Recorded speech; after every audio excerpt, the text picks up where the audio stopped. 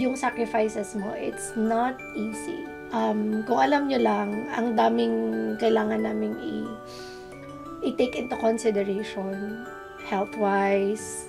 Sabi ko sa kanya, live your life to the fullest. Kung ano yung kaya mong gawin na, gawin mo na bago ka magsisi. And then, basta, I'm just thankful that you're always here, always around.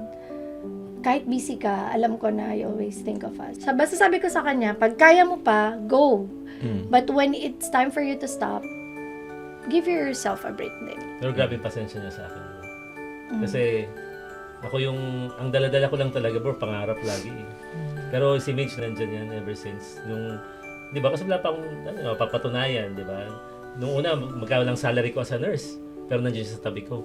Nangarap lang ako na mag-abroad. Sige, supportahan kita. Lahat, supportahan. Tapos nung naka-abroad na ako, nangarap naman ako ng kung ano-ano. Lagi yan. Pangarap ako lagi, pero support siya.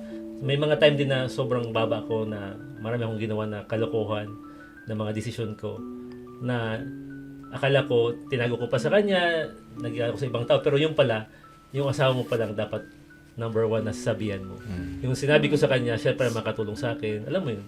Kaya, grabe talaga itong suporta sa akin. This is the Nurse Show! Woo! Merry Christmas!